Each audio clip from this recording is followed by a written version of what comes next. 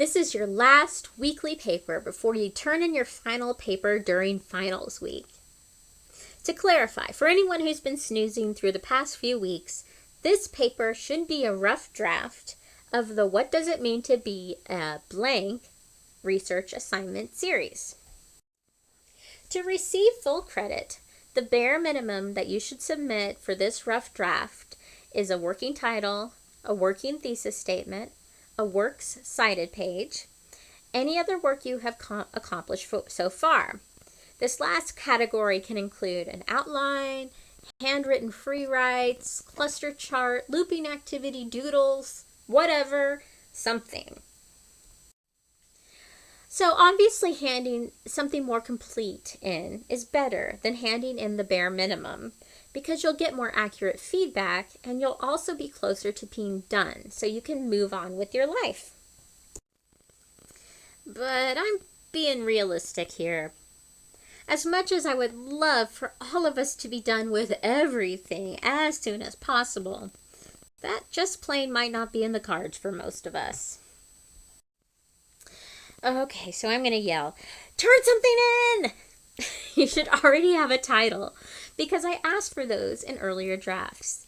You should already have a working works cited page because you wrote your bibliography. The biggest challenge this week will be coming up with a thesis statement.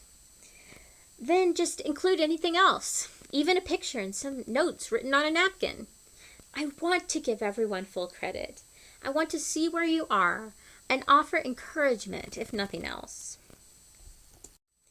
Okay, so let's review the expectations for the final research paper. So the assignment in a nutshell is asking you to include a thesis statement that answers the question, what does it mean to be a blank? It should be 6 to 8 pages in length. It should incorporate 5 sources. It should include quote sandwiches for source material. It should include a works cited page, refer to personal experience, explode at least one moment, show growth, and create something surprising for the reader too. Don't forget that I have to grade 50 of these, so make it a little fun for me. You've heard all this before, but I'm saying it again. I'm counting any time you refer to other sources as research. Poems, fictional writing, even music lyrics, and film quotes are fair game. I want to see you using them well and correctly. You don't need to use scholarly sources, but please go further than Wikipedia. Memoirs and autobiographies written by people with the same interests as you could be really helpful. I'm going to say a little bit more about what I mean when I say use your sources well. First, show me that you know how to use a quote sandwich.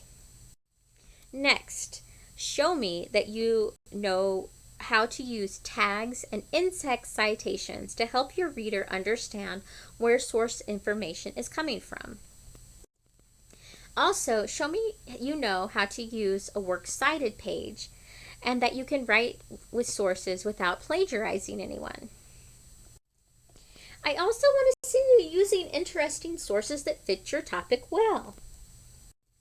Finally, I want to see that you are in control of your sources and that they aren't controlling you. You are the superstar. Your sources are your entourage. Seriously, your story should take center stage. Don't be upstaged by your sources. Finally, take a look at my rough draft in the example What Does It Mean to Be a Blank paper that I've provided on Moodle under course documents. That example has tons of words, but it's a total organizational mess, so I have a bunch of color-coded stuff to try to force some structure on the thing. You can see that everyone struggles at this phase in the writing process, so you can take a look at mine and see the mess that I created. The very most important thing for you to do this week is to review the materials related to thesis statements that I've designated as a Tuesday activity. You need to head into your English 1102 next semester or next year having at least some familiarity with thesis statements. It's an essential skill in higher education. In fact, if you look at the points allocated to your thesis statement in the rough draft, it gets a full half of the points. Your thesis statement in the rough draft isn't set in stone. You can change it.